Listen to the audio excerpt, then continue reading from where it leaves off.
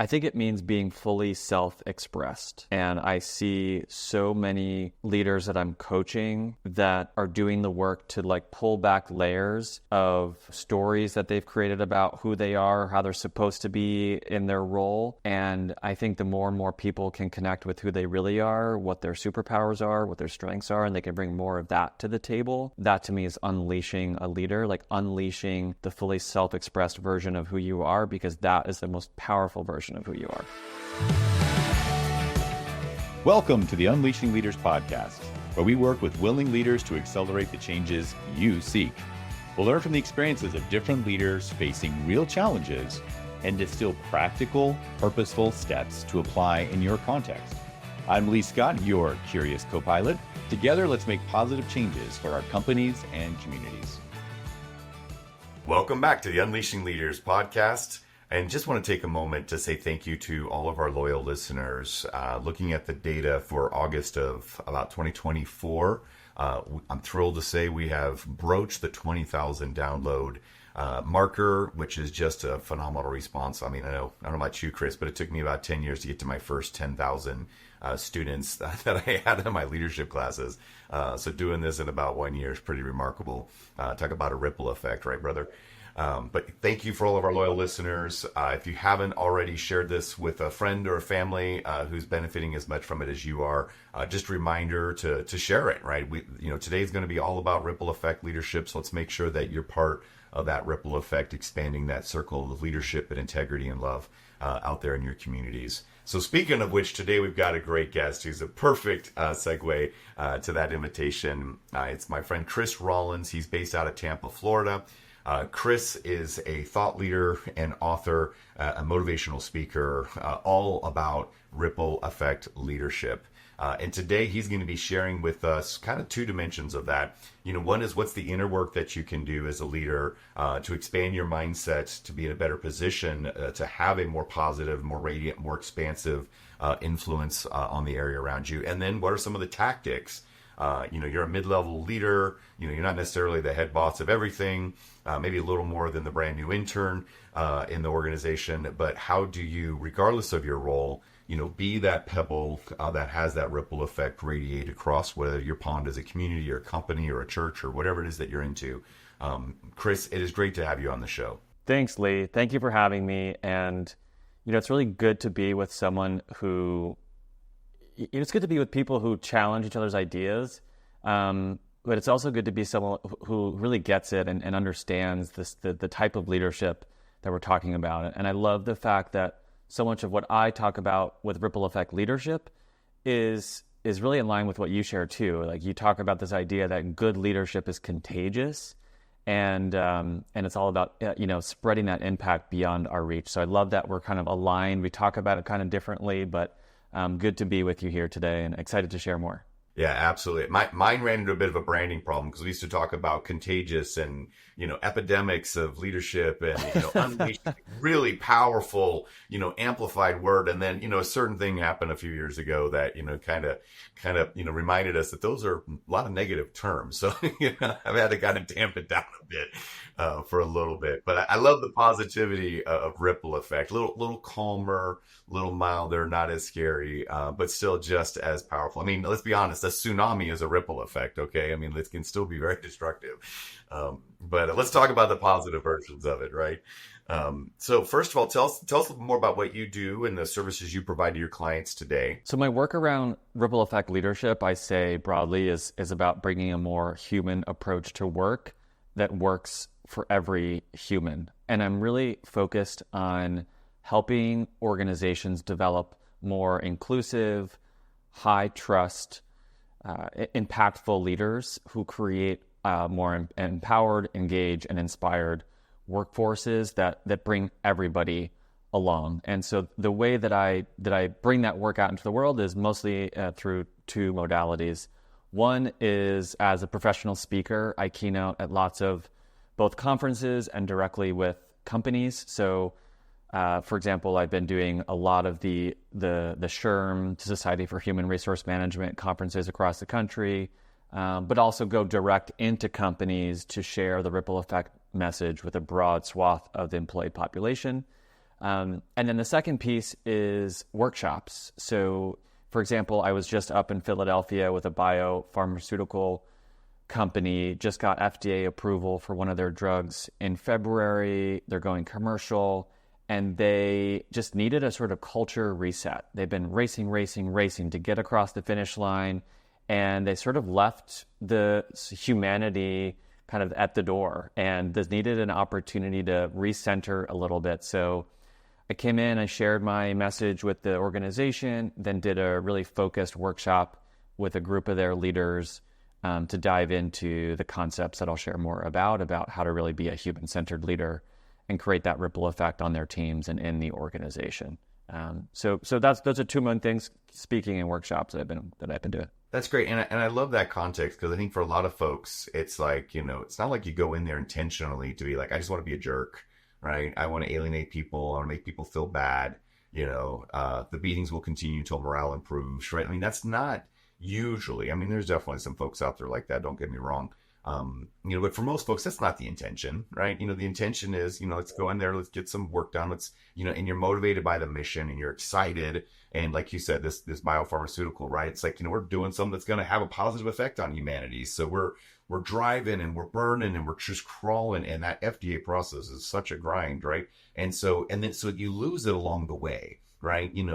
Just because you're so emphasizing, the mission, the outcome, the achievements, and then you're like, wait a second, we've kind of lost our way a little bit there, or we got a little overly focused on this. And it's not that we don't care about the mission, the outcome, the product, or the sales, or whatever it is. It's just like you said, it tends to just, it slowly drifts. And then doing the workshops, at a moment of a pivot in a company's history is a chance to say, hey, we just a little out of balance. Let's get it back in balance, right? And that's, that is a very relevant and real place for many leaders where we're going to show up to this kind of a work.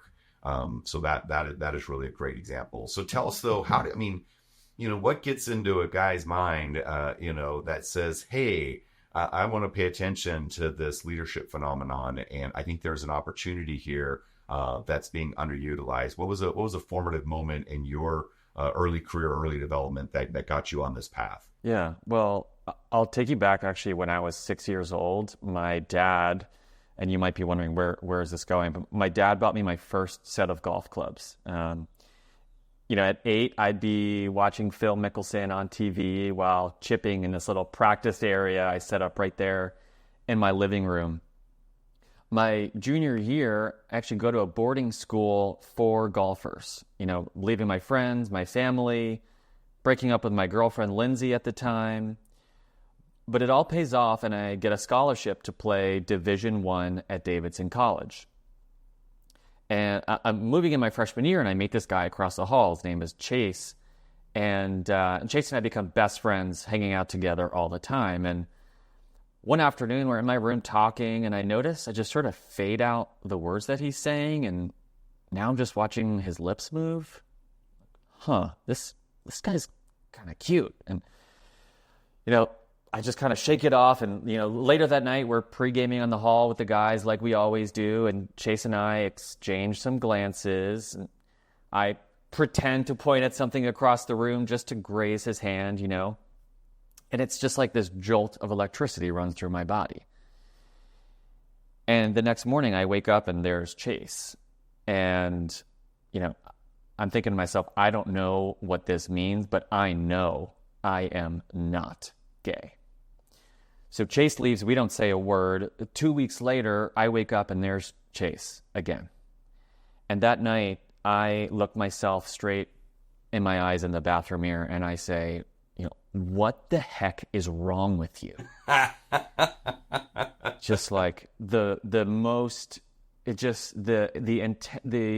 idea of like, what is happening to me? This is not the life that I imagined for myself. I can't wrap my head around this. And that summer when Chase and I got together sort of for the first time, that's when I knew. And so we got back to school that fall, just keeping things on the down low.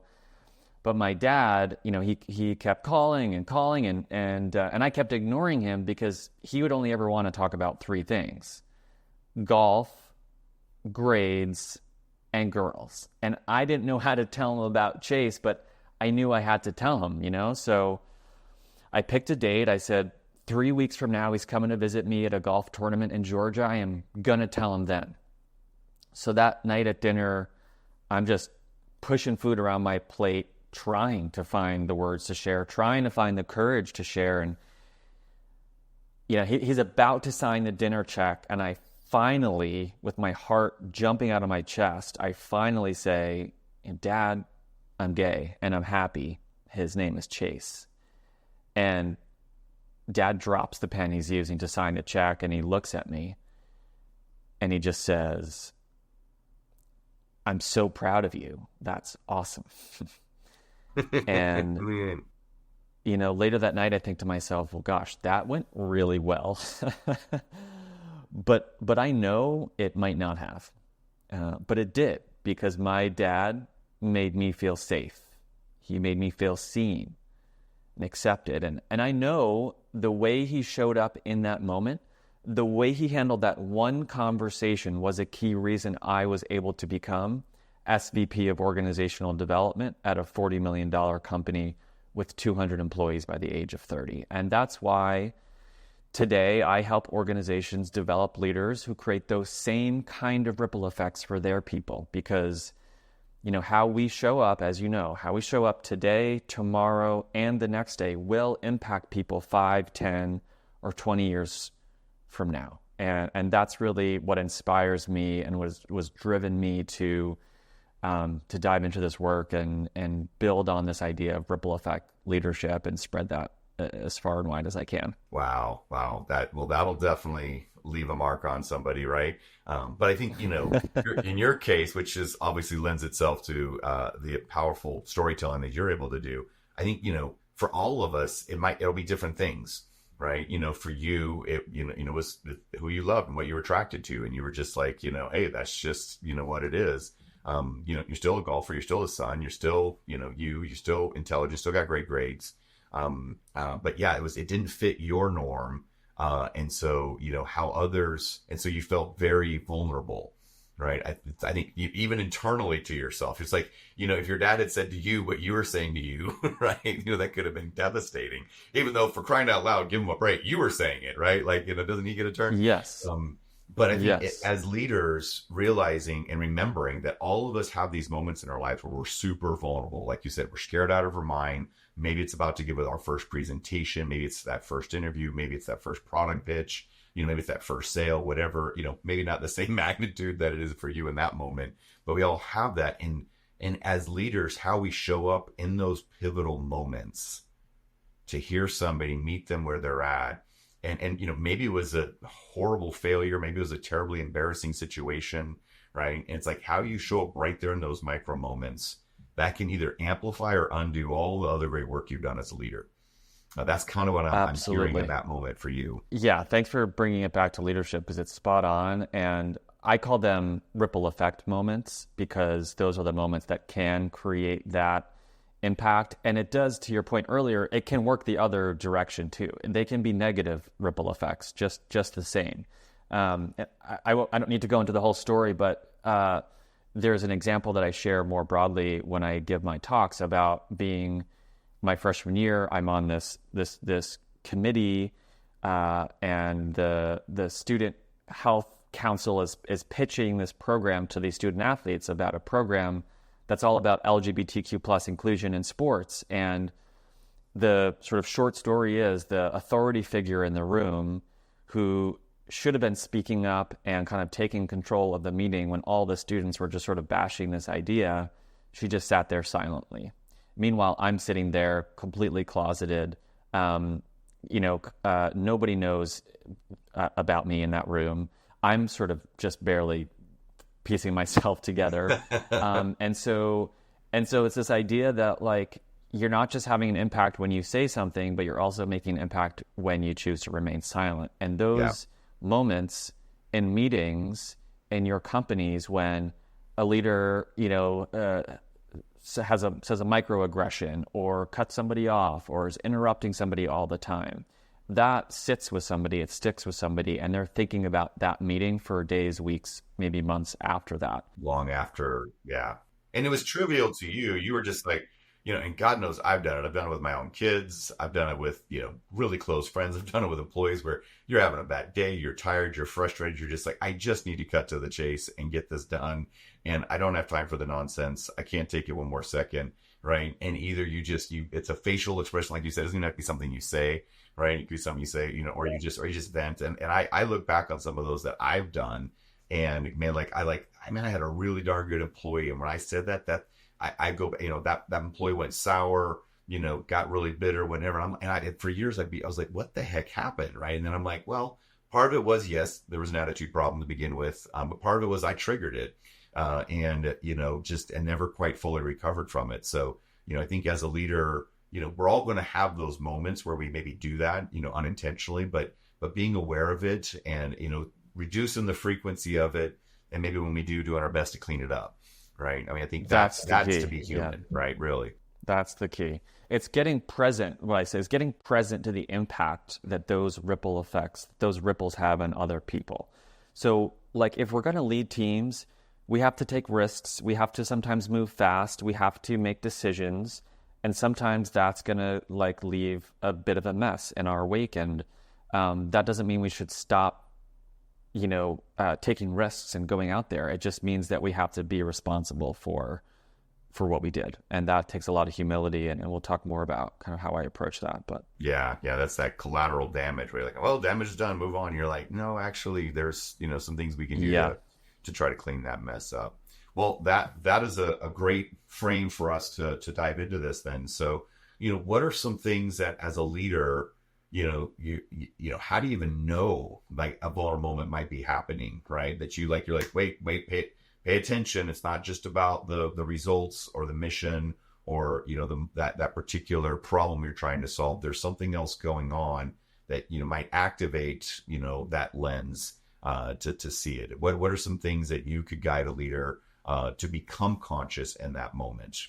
Again, whether it's, an orientation thing, whether it's a confidence thing, whether it's whatever. Well, I think there's a really important practice to understand what vulnerability, how you experience vulnerability, because vulnerability is a feeling, right? It's the sense in the meeting when you're like, do I raise my hand and ask this question or do I not? Because it feels risky.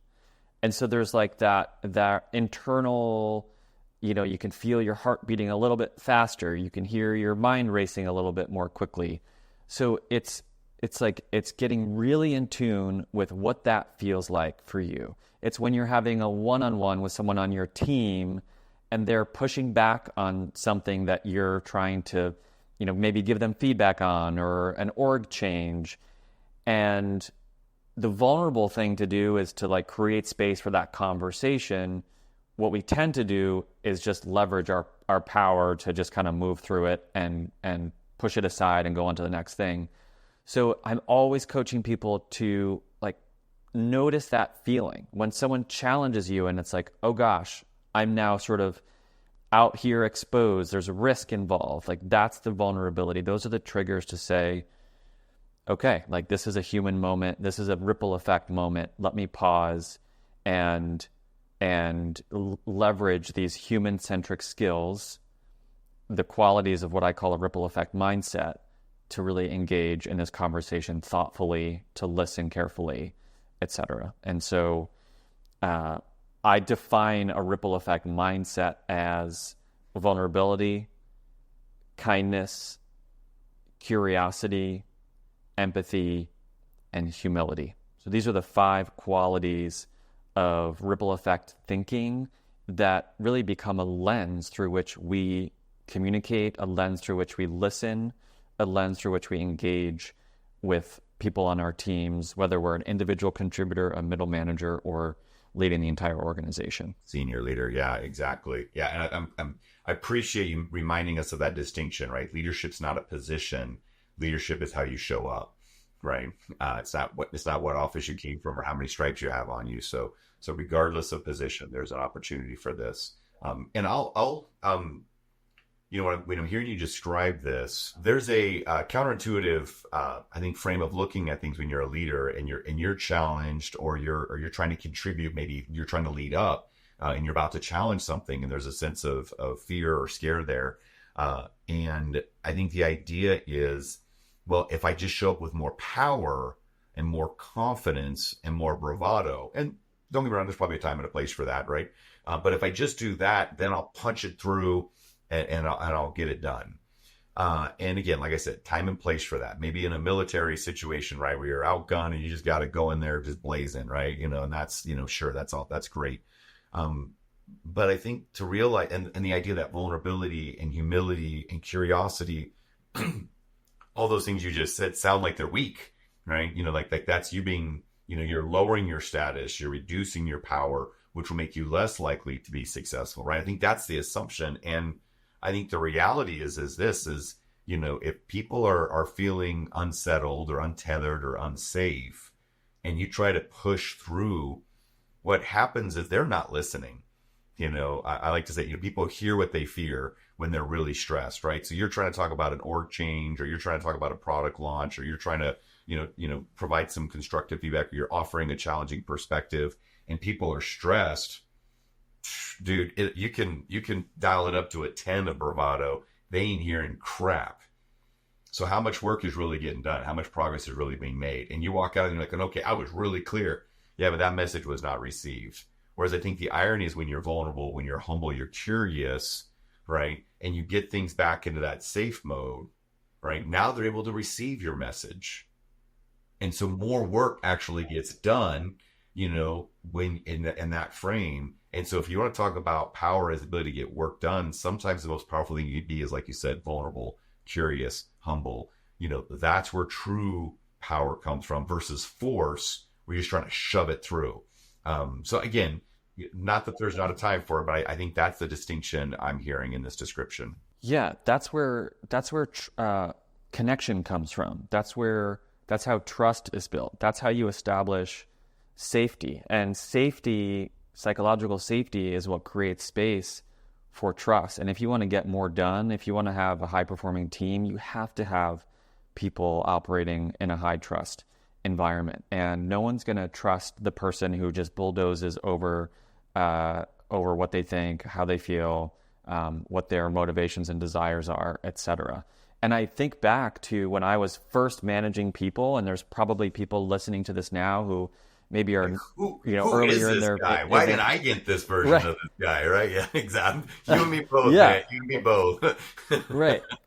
Well, yeah, or people listening to this who are, early in their management career, or have been managing people for a couple years, and when I would have to communicate, what would be considered, tough news, for example, or like big changes to people on my team, I was really coached to go into those meetings trying to spin the news as positive as possible. Be this like positive Pete who is like, this is the best thing for you, and here's why, and this is why it's going to be so good for you. And that is such BS. Like that is... You picked up on that in 8 seconds, right? Yeah. I know. And I was so committed to, like, that's what made sense at the time, because I was like, okay, I want them to like this, so let me force them to like it, rather than saying, hey, there's a lot of changes happening. I understand this might be a lot to take in.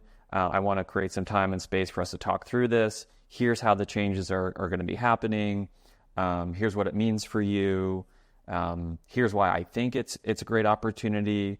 Like, maybe in the long run, or the big picture, or whatever, right? Like, yeah.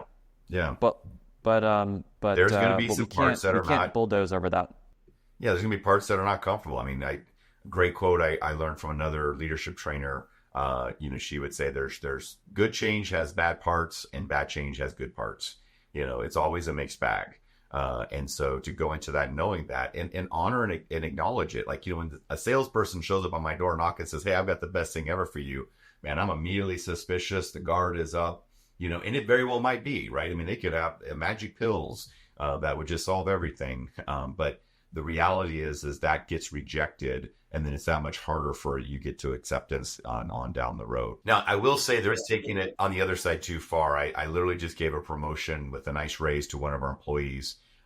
And she's a change management professional, and she knows who I'm talking about as I'm saying this right now. So I have her boss in the room and her, and I'm like, hey, we're all change professionals here. We all know, there's always a downside. So before I tell you the upside, I just want to rip the band off and tell you the downside to this conversation. And it's going to have some serious implications for you. And I just want us to all be clear about it. And like, her heart rate's racing. She's stressing. The people lead is looking at me like, I thought this was good news, right? Everybody. And I was like, in your near future, you are going to be in a higher tax bracket, and which means you're going to be paying a higher percentage and more in dollar amounts of taxes. And she's like, and then they're all like, Lee, that was freaking mean, man. What are you doing here? And I was like, well, I wanted to get in front of it. And they're all like, that's not cool, man. And I was like, so what are you really saying? Like, what I'm really saying is you're getting a great promotion. You earned it, and you're going to be making money. And they're like, she was like, you almost killed me, man. So I would say there is such a thing as taking it too far the other way.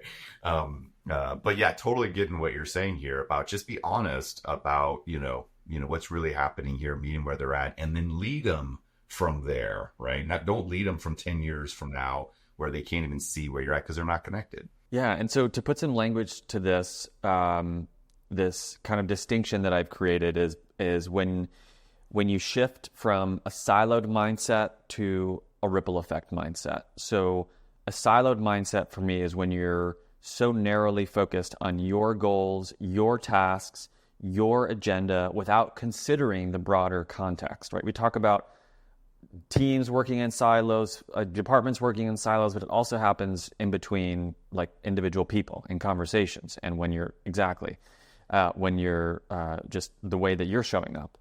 And so in order to build trust with the people on your teams, you have to shift that thinking from a siloed mindset to a ripple effect mindset. And the ripple effect mindset is really having that keen awareness that your words, your actions, your decisions have far-reaching consequences beyond what's immediately apparent. And some examples might be, in a siloed mindset, we make assumptions. But in a ripple effect mindset, we seek the truth. In a siloed mindset, we tackle the presenting problem. In a ripple effect mindset, we explore the root cause. In a siloed mindset, we demand things from our people, and in a ripple effect mindset, we inspire commitment. And so there's this like shift of siloed thinking, which is really easy to get into when there's high stress, tight deadlines, things are moving fast.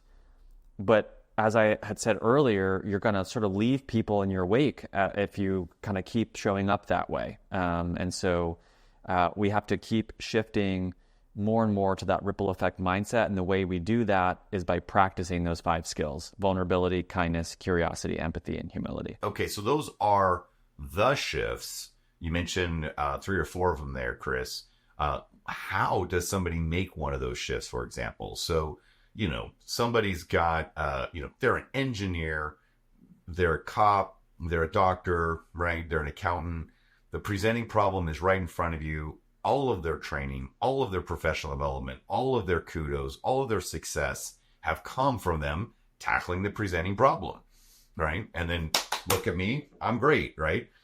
So, how does a leader go, okay, pause on all of that skill and momentum and training and positive reinforcement in the past. Now shift to say, wait a second, there might be something deeper here. How do I look for the root cause? For example, whether that's the best one to use or not, that's fine. But just how do you do that? It's so easy to say, but and I'm sure it's not that hard, but I'm sure it does require some new habits. It does. It takes a lot of practice, a lot of coaching. I think some people are sort of more quick and more natural to take an empathetic approach, to really see the other perspective, to understand what someone else might be going through.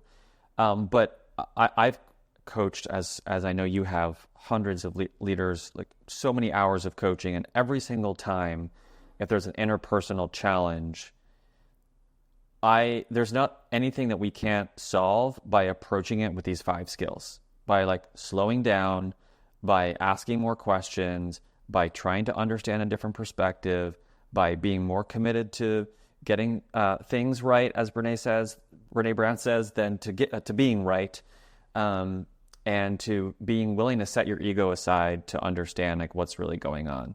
So you shared a great example, but when it comes to like interpersonal challenges, managing people, getting people to work together, managing performance, we all have our own stories, we all have our own truths, and we have to really take time to understand what the shared truths are. And I think about this, if there's interpersonal challenges or you're having tough conversations, how can we get the other person we're talking to come around from the other side of the table, to sit at the same side of the table with us, to look at the problem together, so that we're saying the same things, that we're working with the same information, and then we can move forward together. But one of the biggest challenges is people say, I don't have time to do this. I don't have time to sit down and understand what's really going on. I don't have time to ask these questions.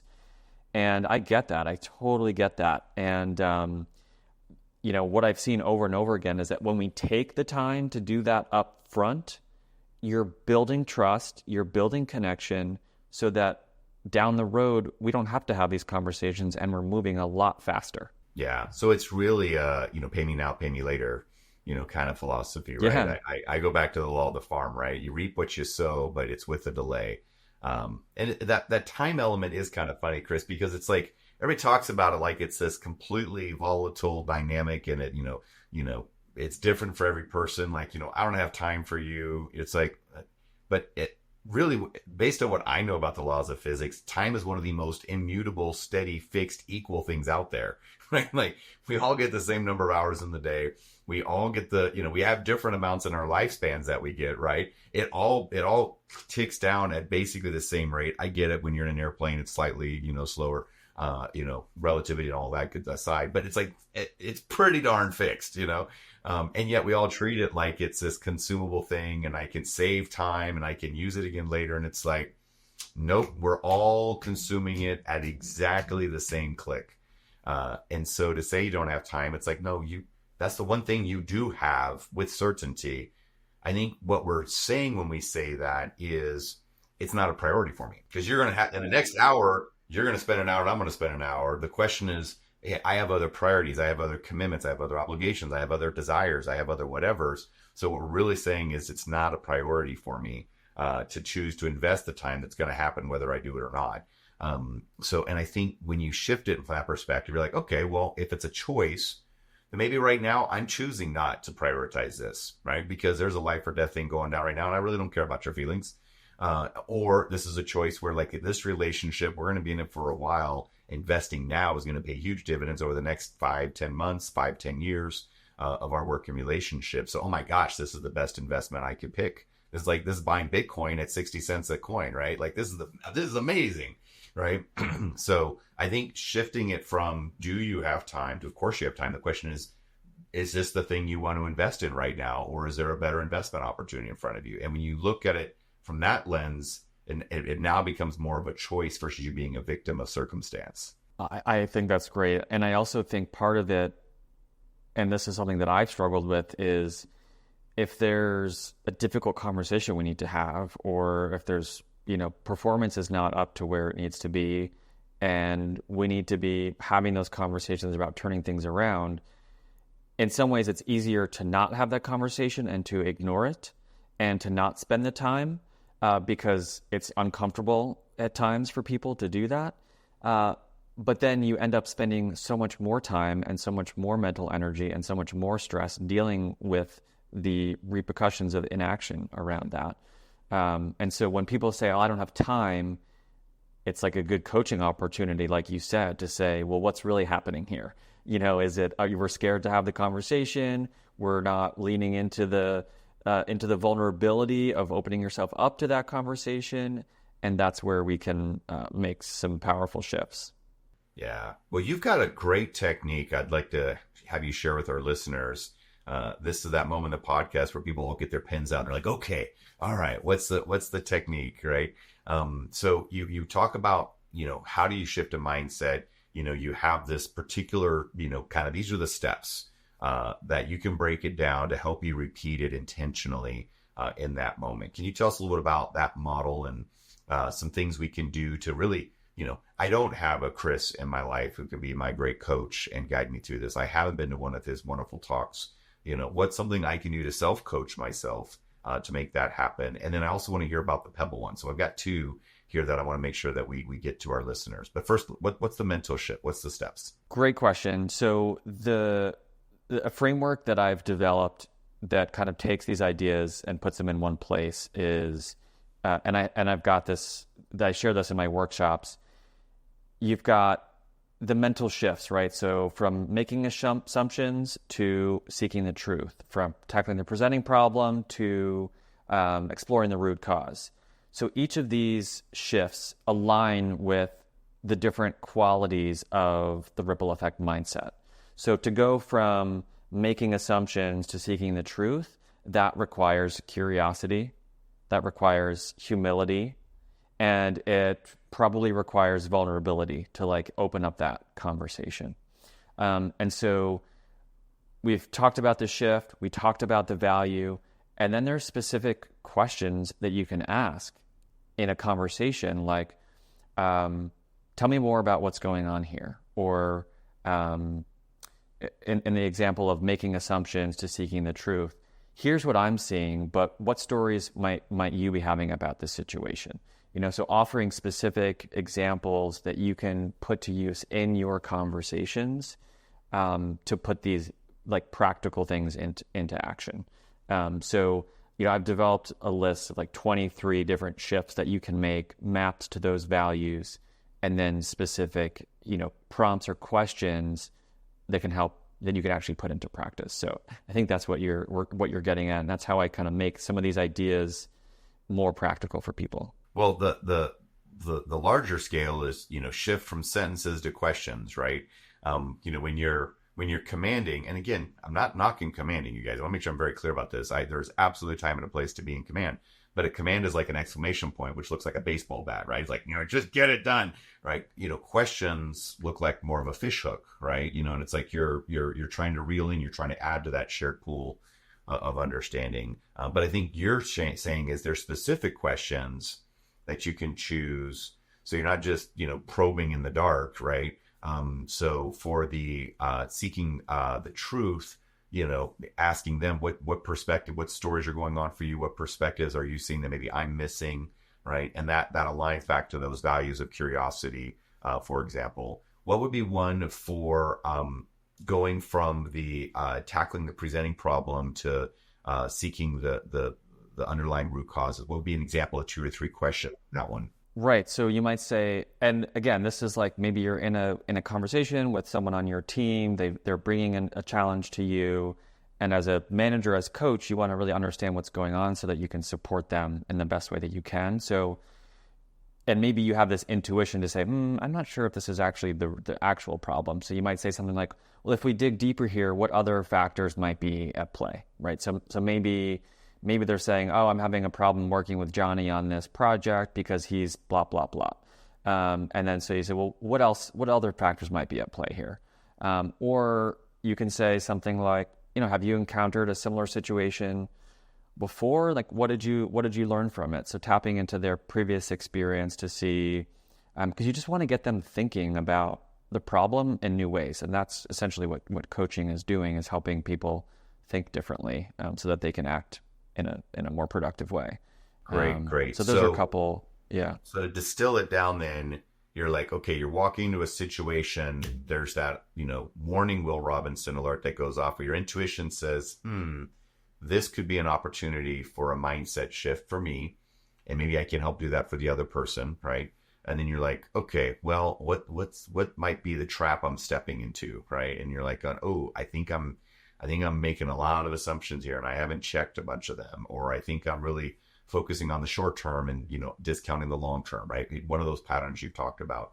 So then I can say, okay, which one of those 5 values could help me here? Like, think of these as like, these are your private advisors, curiosity, kindness, humility, vulnerability, and I'm missing one. Oh man, what was the 5th one? I'm not sure which one you missed. Vulnerability, kindness, curiosity, empathy, humility. Empathy. There it is. Okay. Empathy. That darn empathy one. Right. But yeah, so you can invite one of your advisors and you're like, hey, empathy, listen, I think I need you on this one. Get in my office, right? And then you're like, well, what question could I ask that might prompt or stimulate some empathy here? And maybe that, and without even saying it, like I'm intuiting, then I can say, well, maybe how are they feeling about this right now? How could this be, really putting them in a scary place?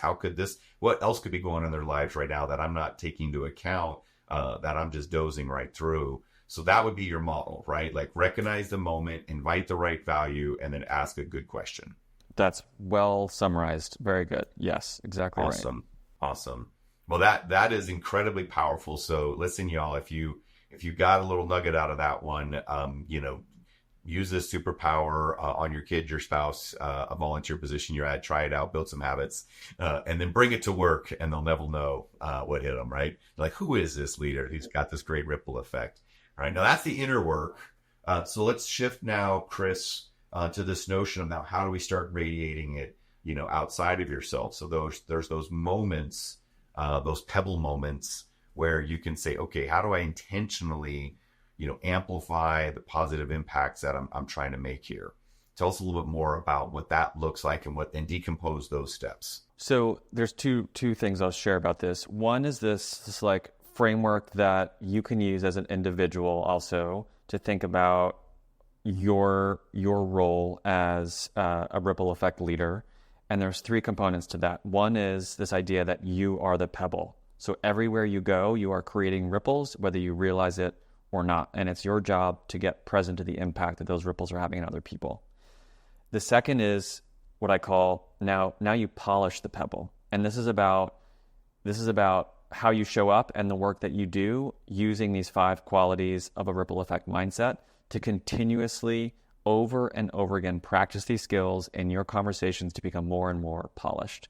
And the third is what I call jump in the pond. And it's like, now we gotta be courageous. We gotta do the thing, because safety is not, safety is an action. It's something that you do. It's not something that you wait around for. It's not something that just appears out of thin air. It's something that you do by the way that you show up and interact with other people, especially when it feels scary, especially when it requires vulnerability, those moments to speak up in a meeting, those moments to share your story, those moments to say no, jumping in the pond. So that's kind of a quick, easy to remember framework, metaphor for the ripple effect.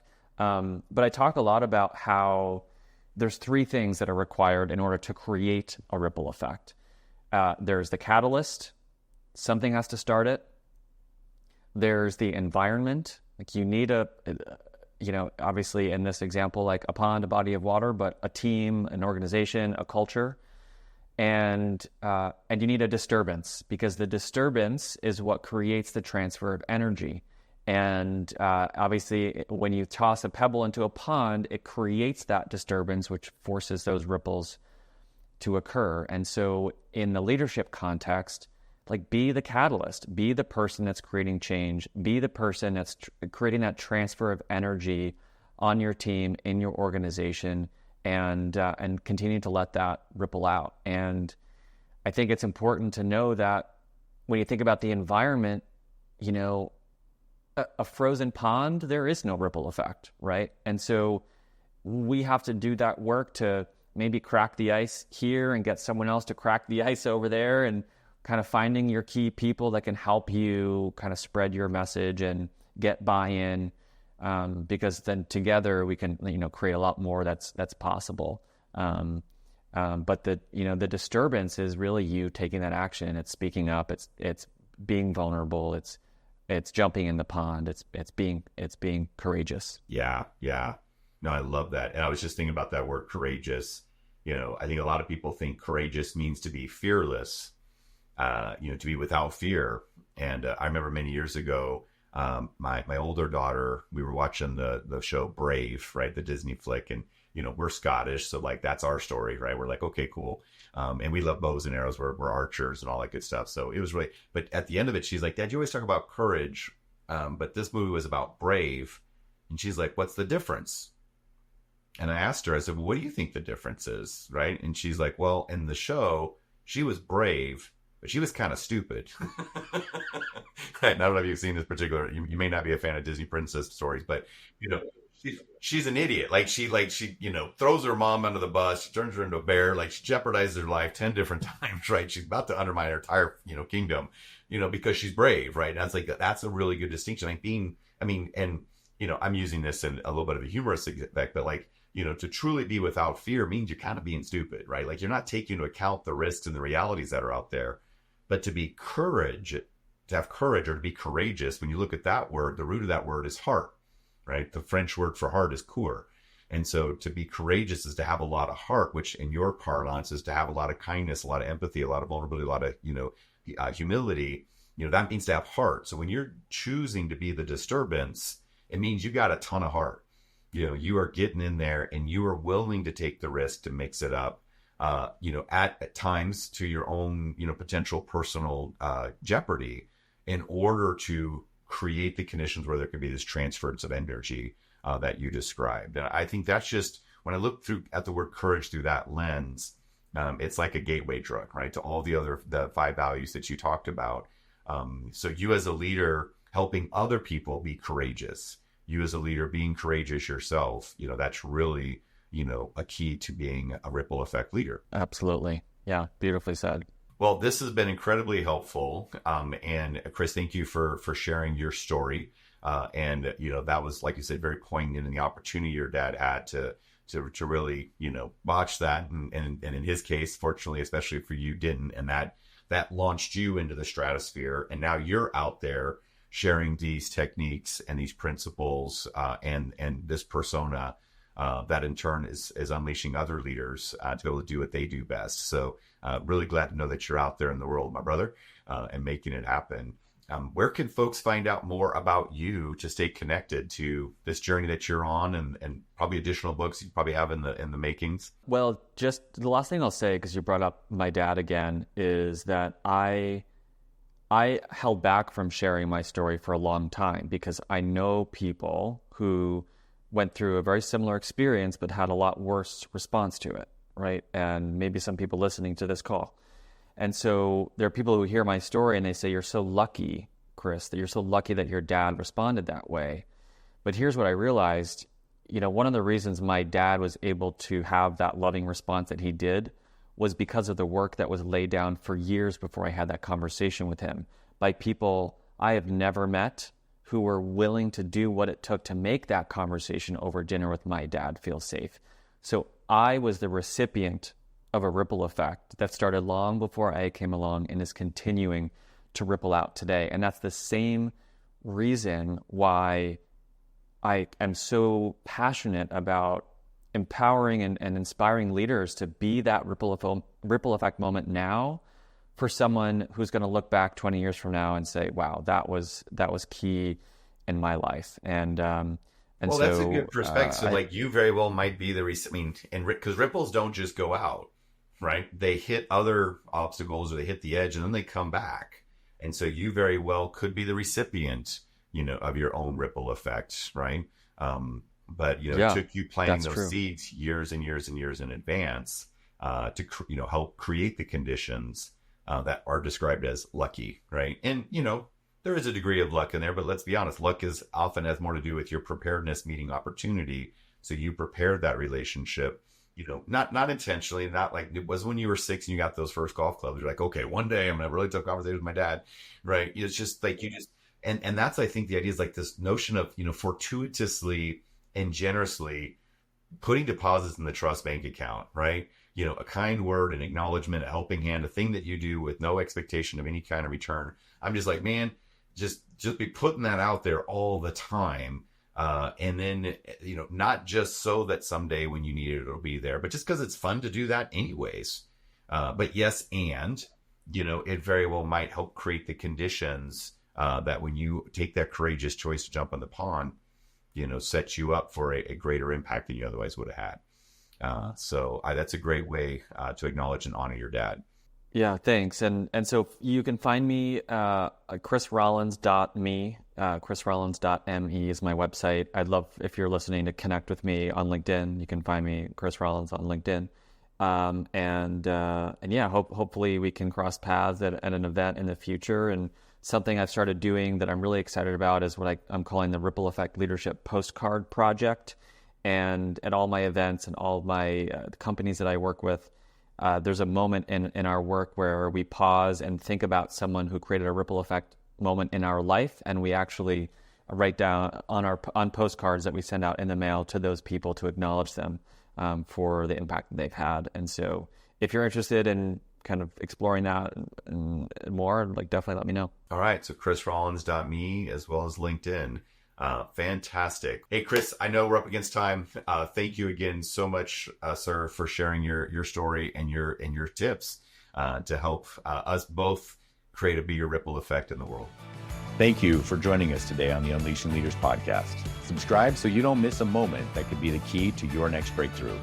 Let's stay connected and contribute together by grabbing that @Unleashing Leaders handle on LinkedIn, YouTube, or your favorite network. This is Lee Scott. Keep learning, loving, and leading. Our future and our communities are counting on us.